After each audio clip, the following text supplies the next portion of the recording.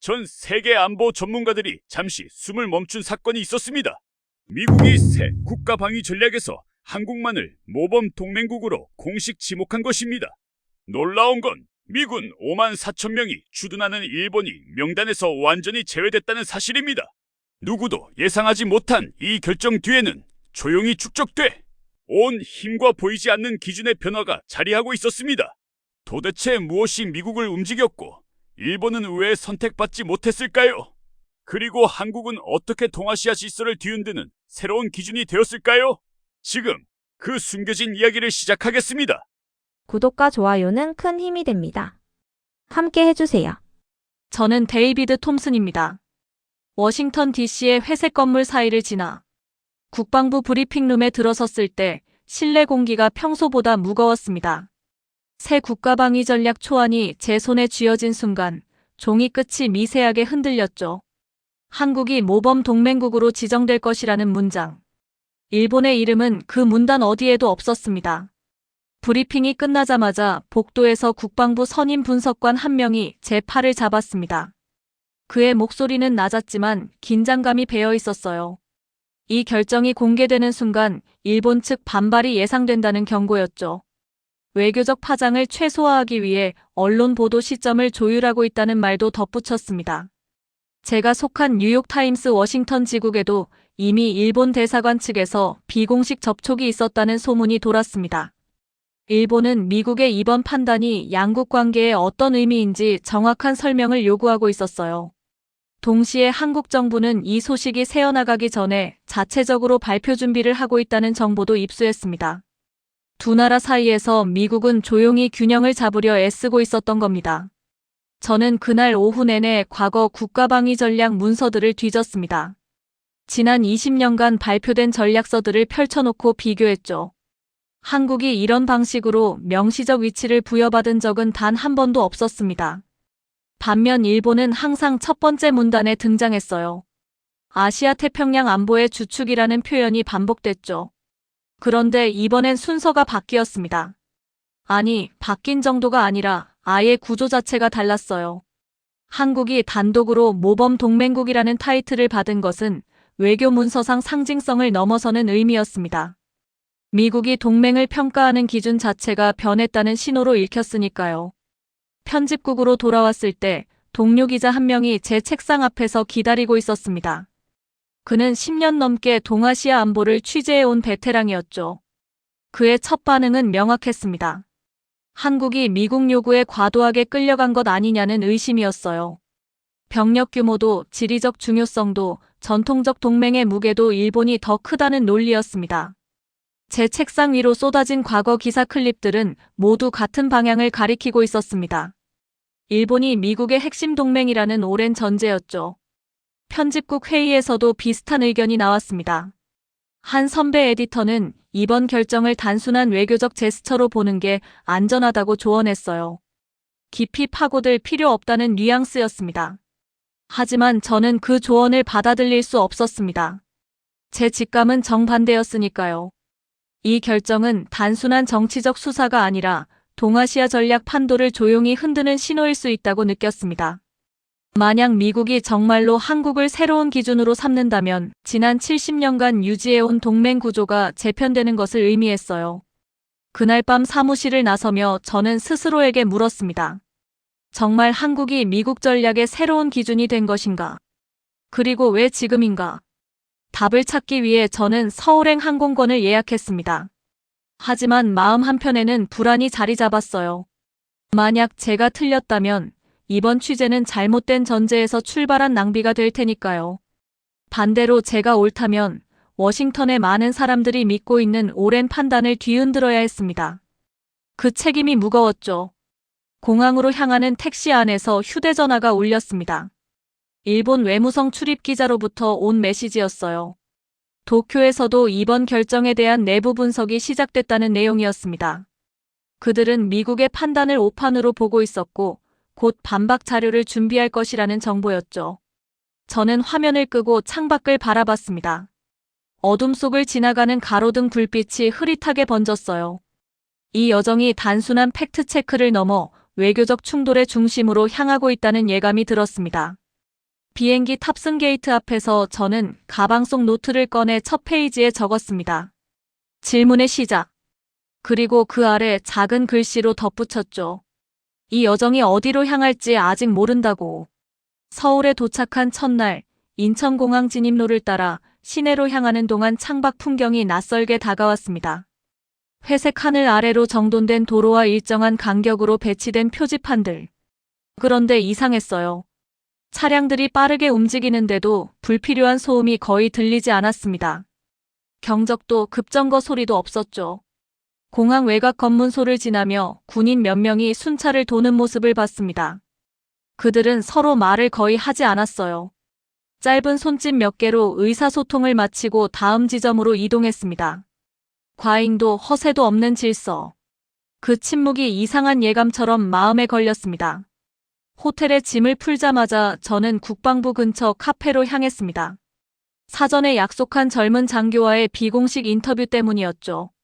그는 정확히 약속 시간에 도착했고 악수는 짧고 단단했습니다. 저는 곧바로 물었어요. 미국의 이번 결정에 대해 한국군 내부에서 어떤 반응이 나오는지. 그의 대답은 예상 밖이었습니다. 놀랍지 않다는 반응이었어요. 오히려 당연한 수순이라는 뉘앙스였죠. 그는 창밖을 보며 짧게 말했습니다. 한국군에서는 오래전부터 스스로 먼저 움직여야 미국도 따라온다는 생각이 자리 잡았다고. 기다리지 않는다고.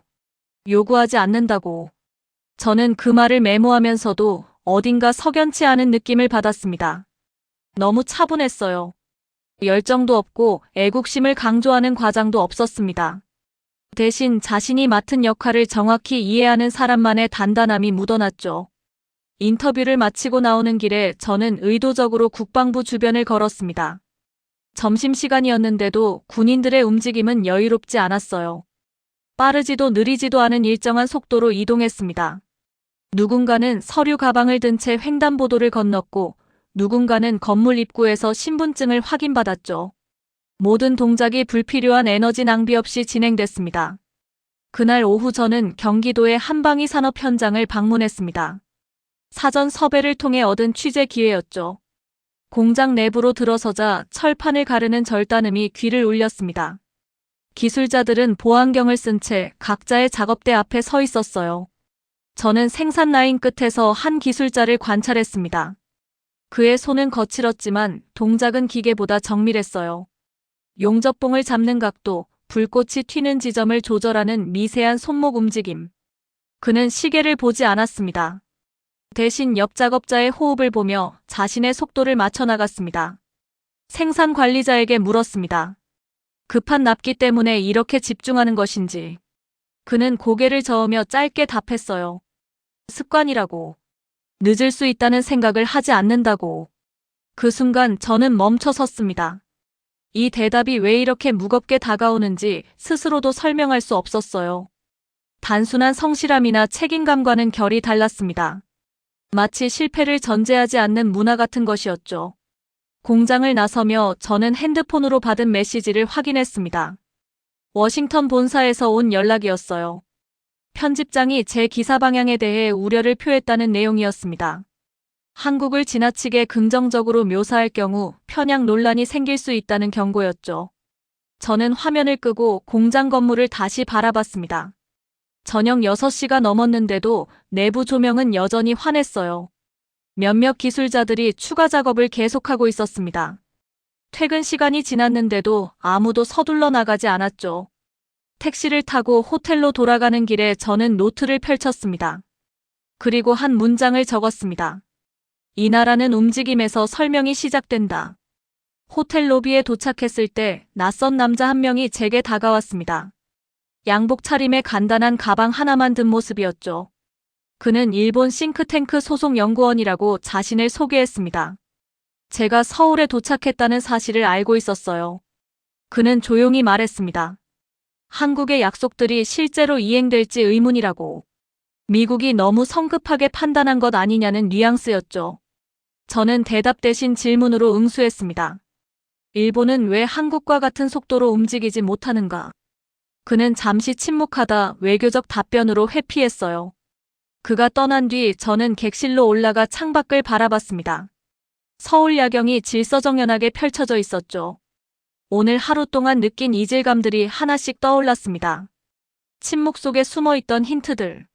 그것이 무엇을 의미하는지 아직 명확하지 않았지만 이 나라가 무언가를 준비하고 있다는 건 분명했습니다. 사흘째 되던 날, 저는 서울 용산구의 한 회의장으로 향했습니다. 한미 안보회의 취재를 위한 자리였죠. 회의장 입구에서 신분증을 확인받고 들어서자 양측 참모들이 이미 자리를 잡고 있었습니다. 미국 측 수석 대표가 발언을 시작했습니다. 이재명 대통령의 최근 약속을 언급했어요. 국방비 GDP 3.5% 인상. 그리고 조선 및 유지보수 분야에서 미국 산업의 직접 기여를 확대하겠다는 선언. 저는 그 순간 손에 쥔 펜을 멈췄습니다. 지금까지 저는 이것을 단순한 숫자의 문제라고 생각했습니다. 예산을 늘리겠다는 정치적 제스처 정도로요. 하지만 회의장 안 공기가 달랐어요. 미국 측 참모들의 표정에서 진지함이 묻어났습니다. 이것은 수사가 아니라 실제 이행 가능한 계획으로 평가받고 있었던 겁니다. 발표 자료에는 구체적인 타임라인이 포함되어 있었습니다. 1년차, 2년차, 3년차 목표치가 명시됐죠. 조선소 증설 계획, 미 해군 함정 유지보수 수주 목표, 방산 수출 확대 로드맵. 모든 항목이 이미 준비된 답안처럼 정리돼 있었습니다. 저는 고개를 들어 한국 측 대표들을 바라봤습니다. 그들은 특별히 자랑스러워하는 기색이 없었어요. 당연한 수순을 설명하는 사람들의 침착함만 있었죠. 이 격차가 저를 불편하게 만들었습니다. 회의가 끝난 뒤 저는 복도에서 미국 국방부 소속 분석관 한 명을 붙잡았습니다. 그에게 물었어요. 일본은 어떤가? 그는 잠시 주변을 살피더니 낮은 목소리로 답했습니다. 일본은 여전히 GDP 2% 목표를 두고 내부 논쟁 중이라고. 목표 설정 자체에 시간을 쓰고 있다고. 한국은 이미 목표를 넘어서는 계획을 실행 단계로 옮기고 있었습니다. 마치 시험 문제를 미리 풀어놓은 학생과 문제지를 받고 고민하는 학생의 차이 같았죠. 이 비교가 제 머릿속에서 떠나지 않았습니다. 오후에 저는 경기도 평택의 해군기지를 방문했습니다. 사전 허가를 받아 전투체계 모의 훈련을 취재할 수 있었죠. 장교들이 모니터 앞에 앉아 실전 시나리오를 진행했습니다. 명령은 짧았습니다. 확인, 전환, 추적 유지. 단어 하나하나가 최소한의 음절로 압축됐어요. 하지만 그 짧은 언어 속에서 정보가 빠르게 전달됐습니다. 반응 속도는 놀라웠고 판단 범위는 제가 예상했던 것보다 훨씬 넓었어요. 훈련이 끝난 뒤 저는 지휘관에게 물었습니다. 이런 효율성은 어디서 나오는가? 그는 간단히 답했어요. 불필요한 과정을 제거하는 습관이라고. 매뉴얼을 줄이고 판단을 늘린다고. 저는 그 말을 메모하면서도 한편으로는 회의적이었습니다. 이게 정말 지속 가능한 시스템인가? 아니면 일시적인 성과를 과장한 것인가? 기지를 나서는 길에 휴대전화가 울렸습니다. 워싱턴 본사에서 온 이메일이었어요. 편집장이 제게 명확한 지시를 보냈습니다. 한국에 대한 긍정적 서술을 자제하라는 내용이었죠. 일본 정부 측에서 뉴욕타임스 보도에 대해 우려를 표명했다는 배경 설명도 덧붙여져 있었습니다. 저는 화면을 끄고 주차장에 서 있었습니다. 해가 서쪽으로 기울고 있었어요. 기지 안쪽에서는 여전히 훈련이 계속되고 있었고 함정 한 척이 부두에 정박해 있었습니다. 본사의 지시와 제가 목격한 현장 사이에서 균형을 잡아야 했습니다. 하지만 그 균형점이 어디인지 아직 명확하지 않았어요. 택시를 타고 숙소로 돌아가는 길에 저는 창밖을 바라봤습니다. 저녁 퇴근 시간이었지만 도로는 혼잡하지 않았어요. 차량들이 일정한 간격을 유지하며 흘러갔습니다. 그날 밤 숙소에서 자료를 정리하며 저는 빨간 펜으로 밑줄을 그었습니다. 한국 방위산업 수출 추이. 지난 5년간 꾸준한 상승 곡선. 조선 분야 글로벌 점유율. 미국조차 의존할 수밖에 없는 경쟁력. 숫자들이 말하고 있었습니다. 이것은 우연이 아니라고. 한국의 다름은 과장이 아니라 축적된 시간의 무게라고. 저는 노트에 조용히 적었습니다. 효율이 습관이 된 조직. 이것은 단순한 기술 문제가 아니다. 책상 위에 펼쳐진 자료 중 하나가 눈에 들어왔습니다. 일본의 방위비 증액론에 관련 보고서였어요. 내용은 복잡했습니다.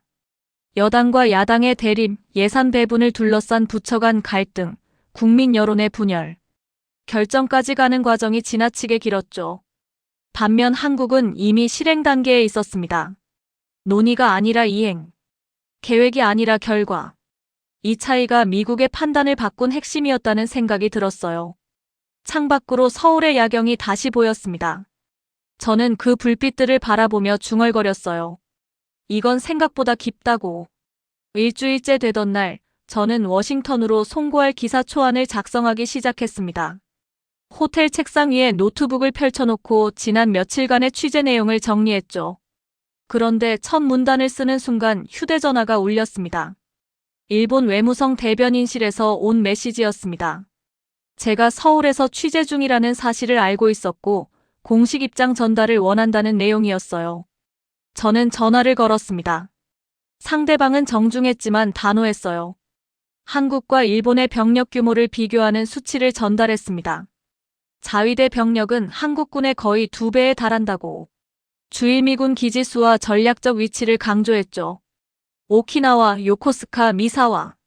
이 이름들은 동아시아 안보의 핵심 거점이라는 설명이었습니다. 그는 조심스럽게 덧붙였어요. 미국이 한국의 약속에 과도한 의미를 부여하는 것은 전략적 현실을 무시하는 것이라고. 동맹은 감정이 아니라 구조로 판단해야 한다고. 그 논리는 명확했고 설득력도 있었습니다. 통화를 끝낸 뒤 저는 자리에서 일어나 창밖을 바라봤습니다. 서울 도심이 내려다 보였어요. 저는 방금 들은 주장들을 하나씩 떠올렸습니다. 병력 규모, 기지 배치, 지리적 중요성. 모두 반박하기 어려운 팩트였죠. 하지만 동시에 제 머릿속에는 지난 일주일간 목격한 장면들이 떠올랐습니다. 한미 안보회의에서 본 구체적 이행 계획, 조선소에서 본 멈추지 않는 기술자들, 해군기지에서 본 압축된 효율성. 이것들도 팩트였습니다. 오후에 저는 서울의 한 국제관계연구소를 방문했습니다. 미국 안보정책을 연구하는 한국인 박사와 약속이 잡혀 있었죠. 그는 차분한 목소리로 설명했습니다. 미국의 새 전략에서 강조되는 키워드는 병력이 아니라 기여와 분담과 실행력이라고. 그는 자료 한 장을 제 앞에 밀었습니다. 지난 10년간 한국과 일본의 국방비 증액 추이였어요. 한국은 꾸준한 상승 곡선을 그렸습니다. 반면 일본은 정치적 논란으로 인해 들쭉날쭉한 패턴을 보였죠. 목표 설정과 실제 집행 사이의 간극이 컸습니다. 박사는 덧붙였어요. 미국은 이제 편한 동맹을 찾지 않는다고. 스스로 무게를 들어주는 동맹을 찾는다고. 그 기준에서 한국이 일본보다 앞서 있다는 평가였습니다. 저는 연구소를 나서며 복잡한 심경이었습니다. 일본 측의 논리도 틀리지 않았고 한국 측의 설명도 설득력이 있었어요. 두 주장 사이 어디쯤에 진실이 있는지 아직 명확하지 않았습니다. 저녁 무렵 호텔로 돌아왔을 때 이메일 한 통이 도착해 있었습니다. 도쿄의 한 보수 싱크탱크에서 보낸 보고서였어요. 제목은 명확했습니다. 한국의 3.5% 약속, 실현 가능성 평가. 내용을 읽어내려가며 저는 미간을 찌푸렸습니다. 보고서는 한국의 약속을 체계적으로 의심했습니다. 과거 사례를 들며 공약과 실행의 괴리를 지적했죠. 한국 방위산업의 역할 확대를 외교적 과장이라고 평가절하했습니다. 그들의 결론은 분명했어요. 미국이 성급하게 판단했다고. 저는 노트북을 닫고 침대에 앉았습니다. 논리의 충돌이 선명해지고 있었어요. 한쪽은 과거의 프레임에 머물러 있었습니다. 병력, 기지, 전통. 다른 한쪽은 미래의 기준을 따라가고 있었죠. 기여, 분담, 실행. 문득 하나의 질문이 떠올랐습니다. 일본이 빠진 게 아니라 한국이 기준을 바꾼 건 아닐까. 이 가능성이 제 머릿속에서 점점 커졌습니다. 밤늦게까지 자료를 정리하며 저는 깨달았습니다. 이 논쟁은 단순히 누가 옳으냐의 문제가 아니라는 것을. 동맹을 바라보는 시선 자체가 달라지고 있다는 것을. 그 변화의 중심에 한국이 서 있었고 일본은 아직 그 변화를 받아들이지 못하고 있었습니다. 자정이 넘어 휴대전화가 다시 울렸습니다. 워싱턴 본사 편집장에 직접 전화였어요. 일본 측이 공식 항의를 했다는 내용이었죠. 뉴욕타임스의 한국 편향 보도에 대한 우려였습니다. 편집장은 제게 물었습니다. 정말 확신하는가? 저는 즉답하지 못했어요. 데이터는 한국을 가리키고 있었지만 70년 동맹의 무게를 뒤집기엔 확신이 부족했습니다. 통화 후 창밖을 바라봤습니다. 서울의 불빛들이 여전히 켜져 있었어요. 이 나라는 멈추지 않는구나 싶었습니다. 다음 날 일본 언론 사설이 도착했습니다. 미국의 결정을 정면 비판하는 내용이었죠. 저는 그것을 제 취재 노트와 나란히 놓았습니다. 같은 현실, 다른 해석. 저는 마지막 문장을 적었습니다. 논리의 전선은 분명하다. 진실은 누가 실제로 움직이느냐에서 판가름 날 것이다. 이틀 뒤 저는 미국 국방부 내부 보고서 하나를 입수했습니다. 워싱턴에 있는 소식통이 비공식 경로로 전달해 준 것이었죠. 파일을 열자 첫 페이지에 도표 하나가 눈에 들어왔습니다. 한국과 일본의 방위비 증액 추이를 10년 단위로 비교한 그래프였어요. 저는 그 순간 숨이 멎었습니다. 한국의 곡선은 꾸준한 상승세를 그리며 일본을 추월하고 있었습니다. 조선 분야 기술력 지표, 방산 수출 실적, 전력 운용 능력 평가. 모든 항목에서 한국이 일본을 앞서거나 동등한 수준에 도달해 있었어요. 보고서는 명확하게 결론 내렸습니다. 값비싼 장비 확보보다 전력 운용 능력이 더 중요한 시대에서 한국이 미국의 새로운 기준에 부합한다고. 저는 그 문제에 형광펜으로 밑줄을 그었습니다. 다음 페이지로 넘기자 더욱 결정적인 내용이 나왔습니다. 일본은 GDP 2% 목표를 두고 여전히 국내 경론에 휩싸여 있었어요. 여당과 야당의 대립, 예산 배분을 둘러싼 부처 간 갈등, 국민 여론의 분열.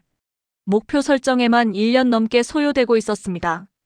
반면 한국은 이미 3.5% 인상 계획을 구체화했고 미국 산업 기반까지 연결하는 조선 협력 방안을 제시한 상태였습니다. 계획이 아니라 이행, 선언이 아니라 실행. 이 차이가 전략적 신뢰의 온도를 갈랐다고 보고서는 분석했어요. 저는 자리에서 일어나 창밖을 바라봤습니다. 서울 하늘은 여전히 회색이었지만 제 머릿속은 점점 명료해지고 있었습니다. 지난 10일간 품었던 의문들이 하나씩 풀리기 시작했어요. 오후에 저는 다시 한미안보회의 관계자 한 명과 만났습니다. 그는 커피를 한 모금 마시고 조용히 말했습니다. 미국이 찾는 건 편한 동맹이 아니라 책임을 나누는 동맹이라고. 한국은 그 기준을 이해했고 일본은 아직 과거의 프레임에 머물러 있다고.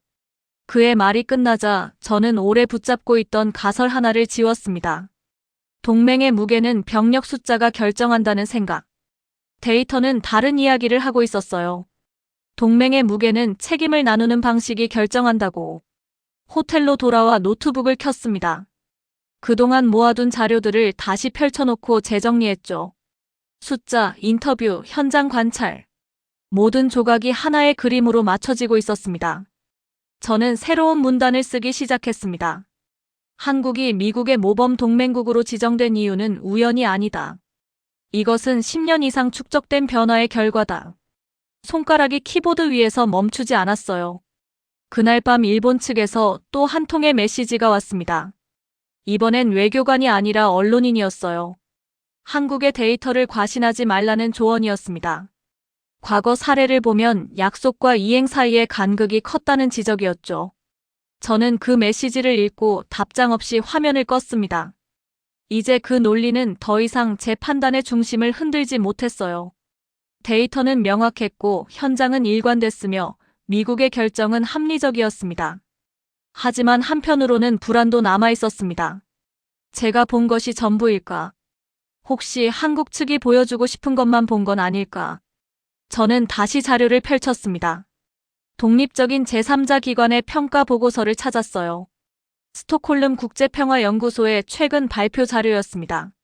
한국 방산 수출이 글로벌 5번째 규모로 성장했다는 내용이었어요. 영국 국제전략연구소의 분석도 비슷했습니다. 한국군의 작전 능력이 아시아에서 가장 빠르게 발전하고 있다고 평가했죠.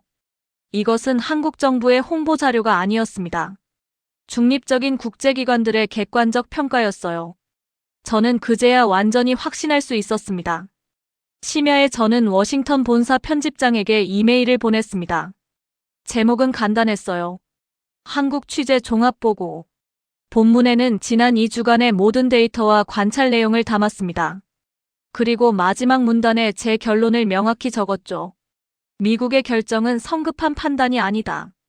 오히려 늦게 인정한 현실이다.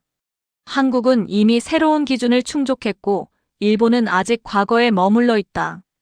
이메일을 보내고 나자 어깨가 가벼워졌습니다. 저는 침대에 누워 천장을 바라보며 조용한 전환을 느꼈습니다. 의심은 거의 사라지고 있었고, 대신 묵직한 인정이 자리 잡기 시작했어요. 노트 마지막 페이지에 저는 짧게 적었습니다. 전환점. 그리고 그 아래 작은 글씨로 덧붙였죠. 이제 확신한다고. 마지막 현장 취재는 예상치 못한 곳에서 이루어졌습니다. 경남 거제의 한 조선소였어요. 저는 이틀 전 섭외를 마치고 새벽 5시 기차를 탔습니다. 서울에서 3시간이 넘게 걸렸죠. 조선소에 도착했을 때 이미 작업은 시작되고 있었습니다. 거대한 선체 구조물이 크레인에 매달려 천천히 이동했어요. 용접 불꽃이 사방에서 튀었고 철판을 절단하는 소음이 귀를 울렸습니다. 제가 촬영을 마칠 무렵 해가 기울기 시작했습니다. 오후 6시가 넘었지만 현장에는 여전히 수십 명의 기술자들이 남아 있었어요. 그들은 작업복을 벗지 않고 마지막 구조물을 정리하고 있었습니다. 한 기술자가 용접을 멈추고 헬멧을 벗었습니다. 땀으로 젖은 얼굴이었어요. 옆에 있던 동료는 설계도를 다시 펼쳐보며 무언가를 확인했습니다. 누구도 서둘러 퇴근하려는 기색이 없었죠. 저는 그중 한 명에게 다가가 물었습니다. 왜 이렇게까지 하는가? 퇴근 시간이 지나지 않았는가? 그는 손등에 묻은 용접 가루를 닦으며 짧게 대답했어요. 우리가 만든 게 누군가의 방패가 되니까요. 그 순간 저는 멈춰 섰습니다. 지금까지 본 모든 자료와 그래프와 숫자들이 한 장면에 맞춰지는 느낌이었어요. 한국이 미국 전략에서 차지하는 의미는 협정도 아니고 약속도 아니었습니다. 자신의 몫을 다하려는 태도였어요. 저는 뒤를 돌아 조선소 전경을 바라봤습니다. 석양빛이 거대한 선체 위로 내려앉고 있었어요. 그 풍경 속에서 수백 명이 여전히 움직이고 있었습니다. 멈추지 않는 손들, 끝까지 남아있는 사람들. 그날 밤 저는 숙소로 돌아가지 않고 조선소 근처 작은 식당에 앉았습니다. 노트를 펼치고 오늘 하루를 정리하려 했지만 손이 떨렸어요. 이상한 감정이었습니다. 감동이라고 부르기엔 너무 무거웠고 존경이라고 부르기엔 너무 개인적이었죠. 저는 처음으로 이렇게 기록했습니다. 한국은 강해지는 나라가 아니라 더 강해지려는 나라다. 문장을 다 쓰고 나서야 제가 원하던 표현이 이것이었다는 걸 깨달았어요. 다음 날 서울로 돌아오는 기차 안에서 휴대전화가 울렸습니다. 워싱턴 본사에서 온 전화였어요. 편집장이었습니다. 그는 제 이메일을 읽었다고 말했죠. 그리고 물었습니다. 정말 확신하는가? 저는 창밖을 보며 대답했습니다. 예, 확신합니다. 편집장은 잠시 침묵하더니 말했어요. 기사를 써라. 하지만 감정을 배제하고 데이터로 말하게 하라. 일본 측 반발이 예상되니 팩트만으로 승부해야 한다고 덧붙였습니다. 저는 그렇게 하겠다고 답했습니다. 통화를 끝내고 노트북을 꺼냈어요. 기차가 달리는 동안 첫 문단을 쓰기 시작했습니다. 한국이 미국의 모범 동맹국으로 지정된 것은 정치적 수사가 아니다. 이것은 10년 이상 축적된 변화가 만든 필연이다. 손가락이 키보드 위에서 멈추지 않았습니다. 조선소에서 본 장면이 계속 떠올랐어요. 누군가의 방패가 된다는 말. 그 짧은 문장 속에 담긴 무게. 저는 그 장면을 기사에 직접 담지는 않기로 했습니다. 대신 그것이 의미하는 바를 데이터로 풀어냈죠. 방위비 증액 추이, 조선소 생산 능력, 방산 수출 실적, 전력 운용 효율성. 모든 지표가 한국의 변화를 증명했습니다. 저는 그 숫자들 뒤에 숨어있는 사람들의 얼굴을 떠올렸어요. 밤늦게까지 남아있던 기술자들, 효율을 습관으로 만든 장교들, 먼저 움직이는 걸 당연하게 여기는 사람들. 문득 휴대전화가 다시 울렸습니다. 이번엔 일본 외무성 관계자로부터 온 메시지였어요. 제 기사 방향에 대한 우려를 전달하는 내용이었습니다. 한일 관계에 부정적 영향을 줄 수 있다는 경고였죠. 저는 메시지를 읽고 답장하지 않았습니다. 기자의 역할은 외교적 균형을 맞추는 게 아니라 사실을 전달하는 것이라고 생각했으니까요. 저는 다시 기사로 돌아갔습니다. 존경이라는 감정이 선언에서 비롯되는 게 아니라는 걸 깨달았습니다. 이해에서 비롯된다는 것을. 한국을 이해했고 그래서 존경하게 됐습니다. 하지만 그 감정은 기사 안에 담지 않았어요. 대신 독자들이 스스로 그 결론에 도달할 수 있도록 팩트를 배열했습니다. 서울역에 도착했을 때 기사 초안은 거의 완성돼 있었습니다. 저는 플랫폼을 걸으며 노트 마지막 페이지를 펼쳤어요. 그리고 조용히 적었습니다. 시선이 바뀌는 순간. 결정적 전환. 택시를 타고 호텔로 가는 길에 창밖으로 서울 야경이 지나갔습니다. 불빛들이 질서정연하게 늘어서 있었어요. 저는 그 풍경을 보며 생각했습니다. 이 나라는 멈추지 않는구나. 그리고 그게 바로 답이었구나. 귀국 준비를 하던 날, 저는 호텔방에서 지난 2주간의 노트를 다시 펼쳤습니다. 첫 페이지에 적힌 문장이 눈에 들어왔어요. 서울 도착 첫날 만난 젊은 장교의 말이었죠. 우리가 먼저 움직여야 미국도 움직일 이유가 생긴다. 그때는 단순한 개인의 신념이라고 생각했습니다. 하지만 이제는 달랐어요. 그 문장은 한국이 축적해온 동맹 철학의 핵심이었습니다. 기다리지 않고 먼저 움직인다. 요구하지 않고 스스로 증명한다. 이것이 지난 10년간 한국이 보여준 일관된 태도였어요. 저는 노트를 덮고 창밖을 바라봤습니다. 서울 하늘은 여전히 회색이었지만 그 아래로 움직이는 도시는 명료했습니다. 침묵 속의 질서, 과잉 없는 효율. 첫날 공항에서 느꼈던 이상한 예감이 복선이었다는 걸 이제야 깨달았어요. 오후에 저는 마지막 인터뷰를 위해 한국 국방연구원을 방문했습니다. 선임 연구원 한 명이 저를 맞이했죠. 그는 차분한 목소리로 설명했습니다. 한국의 전략은 단순하다고. 약속보다 실행이 먼저고 말보다 결과가 중요하다고. 그는 자료 한 부를 제 앞에 놓았습니다. 한국이 지난 5년간 미국과 체결한 방위 협력 사안들의 목록이었어요. 각 항목마다 약속 시점과 이행 완료 시점이 표시돼 있었습니다. 평균 이행 기간은 1년 반이었죠. 워싱턴에 도착한 건 현지 시각 오후 2시였습니다. 공항에서 곧장 편집국으로 향했어요. 비행기 안에서 잠을 못 잤지만 피곤하지 않았습니다. 오히려 머릿속이 명료했죠. 편집국에 들어서자 몇몇 동료들이 저를 바라봤습니다. 제가 서울에서 어떤 결론을 내렸는지 궁금해하는 눈빛이었어요. 저는 짧게 인사하고 제 책상으로 갔습니다. 이틀 뒤 편집회의가 열렸습니다. 긴 테이블 양쪽으로 에디터들이 앉았죠. 저는 준비해온 자료를 프로젝터에 띄웠습니다. 한국과 일본의 방위비 증액 추이, 방산 수출 실적, 전력 운용 능력 평가. 모든 데이터를 일목요연하게 정리했어요. 발표를 시작했습니다. 저는 감정을 배제하고 숫자로만 말했습니다. 지난 10년간 한국이 보여준 일관된 상승세. 일본이 겪고 있는 내부 경론과 지체. 미국이 새롭게 정의한 동맹 기준. 모든 것이 한국의 지정을 설명했죠. 한 선배 에디터가 손을 들었습니다. 그는 30년간 아시아 안보를 취재해온 베테랑이었어요. 그의 질문은 예상했던 것이었습니다. 일본의 반발은 어떻게 다룰 것인가? 한일 관계 악화 책임은 누가 지는가? 저는 잠시 침묵했다가 답했습니다. 기자의 역할은 팩트를 전달하는 것입니다. 외교적 균형은 정부가 맞추는 것이고요. 제가 본 현장과 데이터는 한국이 새로운 기준을 충족했다고 말합니다. 이것을 보도하지 않는 게 오히려 왜곡이라고 생각합니다. 회의실이 조용해졌습니다.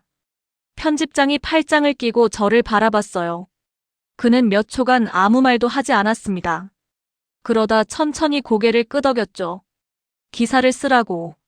하지만 일본 측 반론도 함께 싣되 데이터로 균형을 맞추라고 지시했습니다.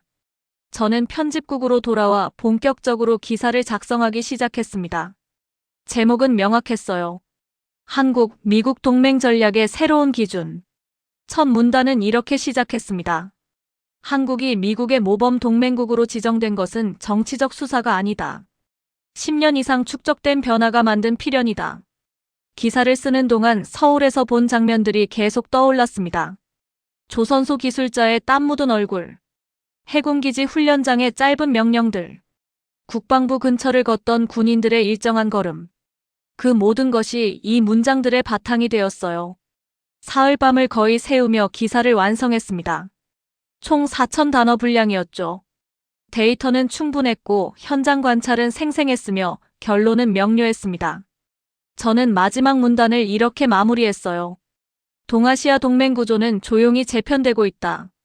그 중심에 한국이 있다.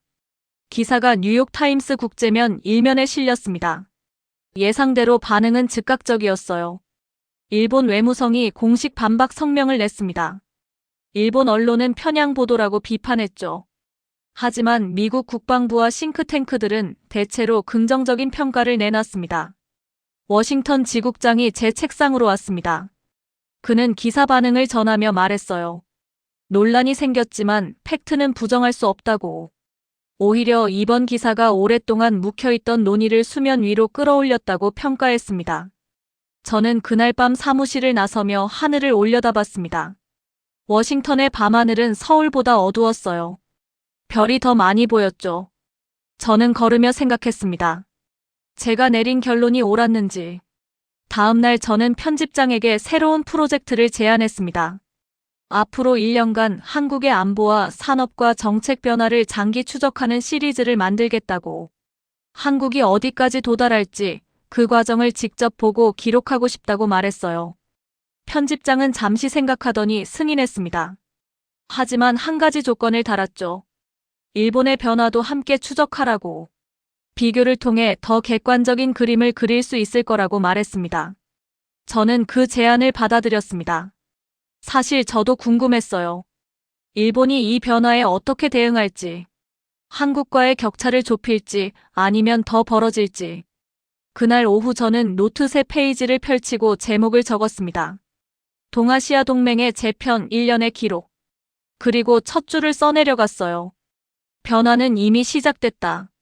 나는 그 변화를 놓치지 않을 것이다. 저녁 무렵 책상을 정리하며 저는 서울에서 가져온 노트를 다시 펼쳤습니다. 마지막 페이지에 적힌 문장이 눈에 들어왔어요. 이 나라는 멈추지 않는다. 저는 그 문장 아래 작은 글씨로 덧붙였습니다. 그리고 나도 멈추지 않는다고. 창밖으로 워싱턴의 석양이 보였습니다. 포토맥강 너머로 빌딩들의 실루엣이 검게 물들고 있었어요. 저는 그 풍경을 보며 조용히 결심했습니다. 동아시아의 새로운 기준은 이미 움직이기 시작했다고. 그 변화의 증인이 되겠다고. 연구원은 덧붙였어요. 일본의 경우 평균 이행 기간이 3년에서 4년이라고. 때로는 약속만 하고 이행되지 않는 경우도 있다고. 이 차이가 미국의 신뢰를 결정했다는 분석이었습니다. 저는 연구원에게 물었습니다. 일본도 능력이 있지 않은가? 왜 실행이 늦는가? 그는 잠시 생각하더니 조심스럽게 답했어요. 능력의 문제가 아니라 의지와 시스템의 문제라고. 일본은 합의를 중시하고 한국은 실행을 중시한다고. 연구원과 헤어지고 택시를 타고 공항으로 향했습니다. 차창 밖으로 서울 외곽이 지나갔어요.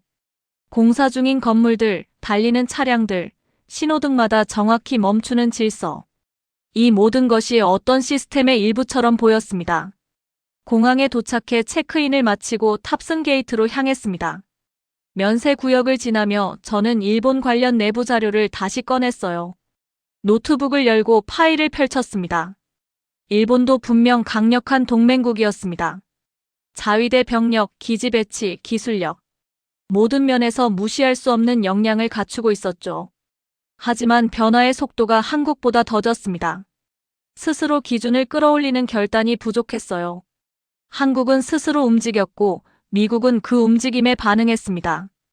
일본은 반응을 기대하며 움직이지 않았어요. 전자는 변화를 만들었고 후자는 변화를 따라가려 했습니다. 이 차이가 결과를 갈랐죠. 탑승 안내 방송이 나왔습니다. 저는 노트북을 닫고 가방을 챙겼어요. 비행기에 오르기 전 창밖으로 서울을 마지막으로 바라봤습니다. 활주로 너머로 도시 불빛이 흐릿하게 보였어요. 기내에 자리를 잡고 앉았습니다. 이륙을 기다리는 동안 저는 노트 마지막 페이지를 펼쳤어요. 그리고 조용히 적었습니다. 이 결정은 한국만의 승리가 아니다. 책임을 나누는 방식의 진화다. 옆자리에 일본 언론사 완장을 단 남자가 앉았습니다. 우연이었지만 묘한 기분이 들었어요. 그는 저를 알아보지 못했습니다. 다만 그가 읽는 태블릿 화면이 보였어요. 한국의 방위비 증액을 비판하는 일본 매체 기사였습니다. 저는 창밖을 바라봤습니다. 여전히 다른 해석이 존재하는구나 싶었어요. 하지만 시간이 진실을 드러낼 거라 믿었습니다. 비행기가 활주로를 달리기 시작했습니다. 창밖으로 어둠이 천천히 기체를 덮었어요. 워싱턴으로 돌아가면 편집국에서 논쟁이 예상됐습니다. 일본 편향적 선배 에디터들이 제 기사에 반대할 가능성이 높았죠. 하나의 걱정이 스쳤습니다. 외교적 파장이 생긴다면 그 책임을 질 수 있을까? 잠시 불안이 밀려왔지만 곧 떨쳐냈어요. 기자의 역할은 사실 전달이지 외교 조율이 아니니까요. 하지만 한 가지는 분명했습니다. 이 이야기는 단순한 외교 뉴스가 아니라는 것. 동맹의 기준이 바뀌는 역사적 순간을 목격했다는 것. 그리고 그 중심에 조용히 움직이는 한국이 있었다는 것. 기체가 하늘로 떠올랐습니다. 저는 창밖을 보며 서울의 불빛이 점점 작아지는 걸 지켜봤어요. 여운처럼 남은 건 소음 없는 질서의 첫 장면이었습니다.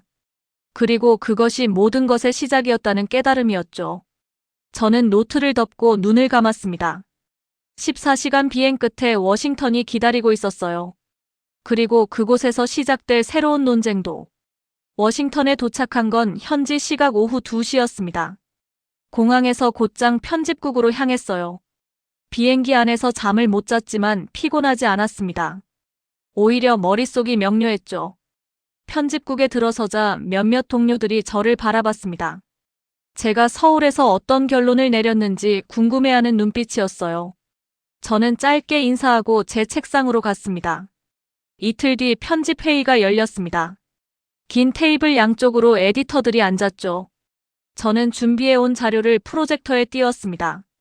한국과 일본의 방위비 증액 추이, 방산 수출 실적, 전력 운용 능력 평가. 모든 데이터를 일목요연하게 정리했어요. 발표를 시작했습니다. 저는 감정을 배제하고 숫자로만 말했습니다. 지난 10년간 한국이 보여준 일관된 상승세. 일본이 겪고 있는 내부 경론과 지체. 미국이 새롭게 정의한 동맹 기준. 모든 것이 한국의 지정을 설명했죠. 한 선배 에디터가 손을 들었습니다. 그는 30년간 아시아 안보를 취재해온 베테랑이었어요. 그의 질문은 예상했던 것이었습니다. 일본의 반발은 어떻게 다룰 것인가? 한일 관계 악화 책임은 누가 지는가? 저는 잠시 침묵했다가 답했습니다. 기자의 역할은 팩트를 전달하는 것입니다. 외교적 균형은 정부가 맞추는 것이고요. 제가 본 현장과 데이터는 한국이 새로운 기준을 충족했다고 말합니다. 이것을 보도하지 않는 게 오히려 왜곡이라고 생각합니다. 회의실이 조용해졌습니다. 편집장이 팔짱을 끼고 저를 바라봤어요. 그는 몇 초간 아무 말도 하지 않았습니다. 그러다 천천히 고개를 끄덕였죠. 기사를 쓰라고. 하지만 일본 측 반론도 함께 싣되 데이터로 균형을 맞추라고 지시했습니다. 저는 편집국으로 돌아와 본격적으로 기사를 작성하기 시작했습니다. 제목은 명확했어요. 한국, 미국 동맹 전략의 새로운 기준. 첫 문단은 이렇게 시작했습니다. 한국이 미국의 모범 동맹국으로 지정된 것은 정치적 수사가 아니다. 10년 이상 축적된 변화가 만든 필연이다. 기사를 쓰는 동안 서울에서 본 장면들이 계속 떠올랐습니다. 조선소 기술자의 땀 묻은 얼굴. 해군기지 훈련장의 짧은 명령들. 국방부 근처를 걷던 군인들의 일정한 걸음. 그 모든 것이 이 문장들의 바탕이 되었어요. 사흘밤을 거의 새우며 기사를 완성했습니다. 총 4,000단어 분량이었죠. 데이터는 충분했고 현장 관찰은 생생했으며 결론은 명료했습니다. 저는 마지막 문단을 이렇게 마무리했어요. 동아시아 동맹 구조는 조용히 재편되고 있다. 그 중심에 한국이 있다. 기사가 뉴욕타임스 국제면 일면에 실렸습니다. 예상대로 반응은 즉각적이었어요. 일본 외무성이 공식 반박 성명을 냈습니다. 일본 언론은 편향 보도라고 비판했죠. 하지만 미국 국방부와 싱크탱크들은 대체로 긍정적인 평가를 내놨습니다. 워싱턴 지국장이 제 책상으로 왔습니다. 그는 기사 반응을 전하며 말했어요. 논란이 생겼지만 팩트는 부정할 수 없다고. 오히려 이번 기사가 오랫동안 묵혀있던 논의를 수면 위로 끌어올렸다고 평가했습니다. 저는 그날 밤 사무실을 나서며 하늘을 올려다봤습니다. 워싱턴의 밤하늘은 서울보다 어두웠어요.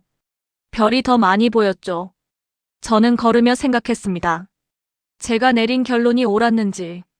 다음 날 저는 편집장에게 새로운 프로젝트를 제안했습니다.